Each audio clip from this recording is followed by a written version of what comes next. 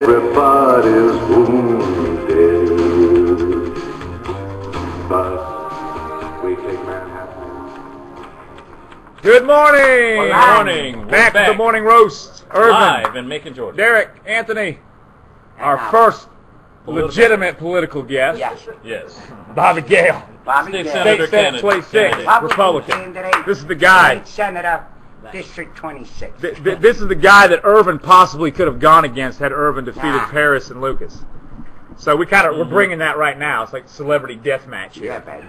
What could have happened? What if? How you doing, sir? Fine. Glad to have Fine, you. thank Okay, you. you know when you Glad come to on have here, though, we're not going to give you that softball stuff you probably had at 13 yesterday.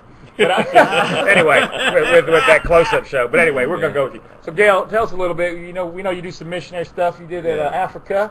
Yeah. Give us a background. Yeah, background. Here's the background. I'm 53 years old. I live in Wilson County. I've been there for the last 22 years. I'm an ordained elder in the United Methodist Church. I pastored for 17 years, and then I did missionary work for the last 10 years. The last 10 years, we've been in Kenya, we've been in Uganda, we've been in Ghana, we've placed water wells in the Democratic Republic of the Congo. I graduated from Emory University back in 1993 in Bruton Parker, and I look forward to just seeing what's going on. I'm married, been married for 33 years. My wife Nancy and I, we have 6 children. We have 4 children and 6 grandchildren. Grandchildren are what really count. Right. And you live so that you can have grandchildren and to see them do well. That's right. We're excited about that right there. Right. And I'm the Republican nominee for District 26. And I'm not going to put work. Okay. Go ahead, Derrick. Well, I did have a question. So, what motivated you to run for office for state senator? First of all, thank you. That's a great question. And I sometimes ask that question again. Okay. What motivated me was, first of all, I simply read the book of Jeremiah. It says, as the leaders of the nation goes, so goes the nation. Historic book, biblical book. It has great insight. Yep. And then when I looked around in our district and I saw the needs for a different and a fresher type of leadership, so I just offered. I offered myself. Some people have asked the more important question is if by stepping into the political arena, will I step back from my commitments to the world, to the religious world that I serve? And the answer to that is no.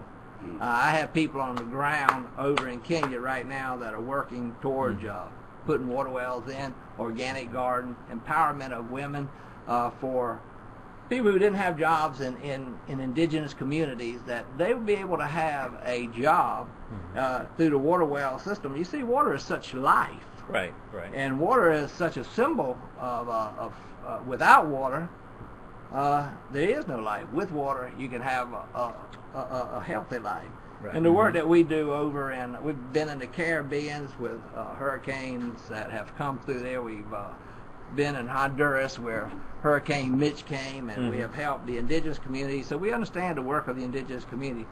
Our long-term work that we've been doing here in the United States has been kind of like emergency relief response, building communities back.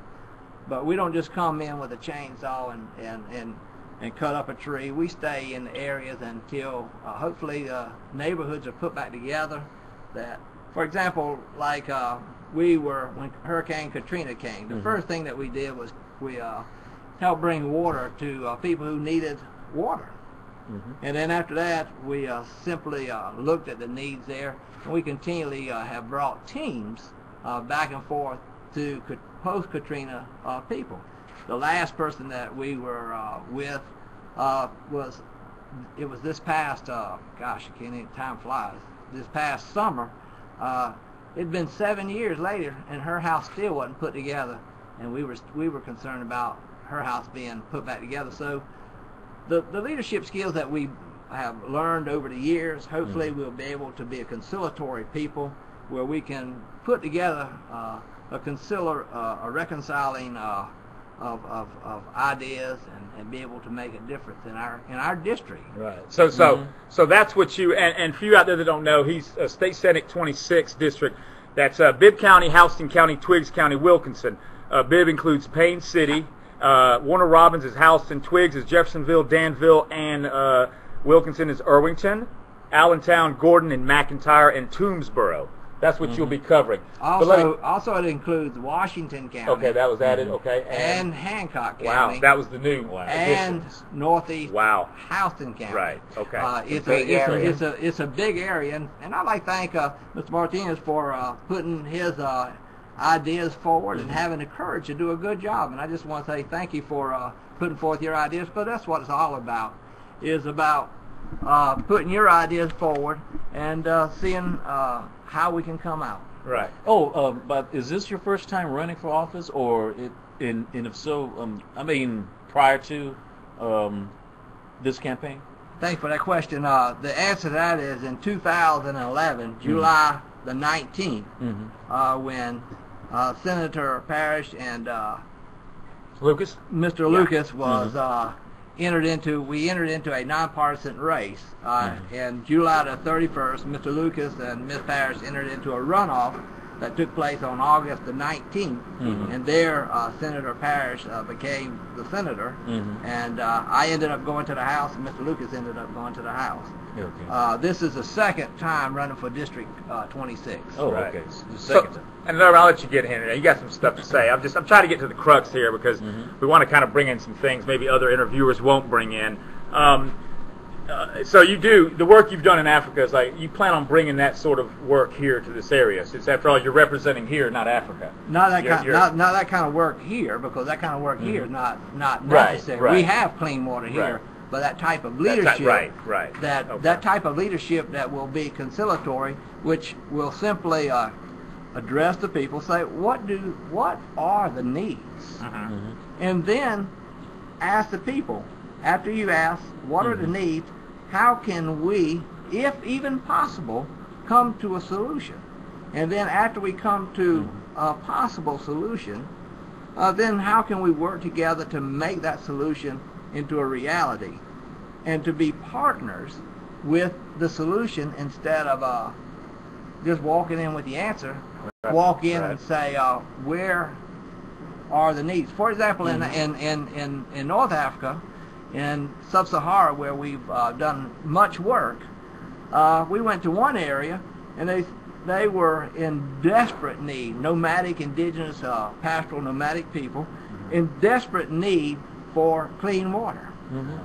And when we looked at their situation was not applicable for having a water well. Right. Because we called the hydrologist, a geologist, we called the experts in, and we asked them to do a scientific study to see where the water was.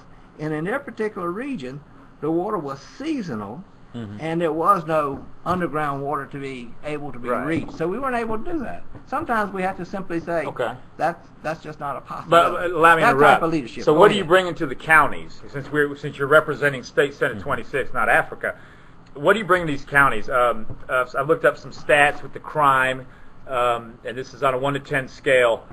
Twiggs is a 4, and this is in violent crimes. Now this includes murder, negligent manslaughter, robbery, forcible rape, and aggravated assault. Okay, on a 1 to 10 scale, Twiggs is a 4, Wilkinson's a 2, Houston's a 4, Bibb was a 7. Of course, the other counties you said recently. What are we doing? What do you want to do about problems in this area? You know, crime, the economy. What's your goals for that? I think that's another great question. You guys have worked hard on figuring out these questions to ask me before I got here.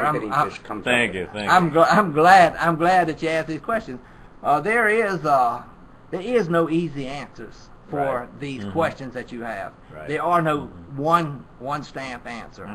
One of the things that I have perpetually moved forward is to say that we need to involve what is right here. Just like when we go to Africa, we don't try to try to buy sand and bring it in. We just use the sand that's there. There's a lot of resources that are available right here. Just what happened in Washington County less than 2 or 3 months ago. In Washington County, a senator asked the national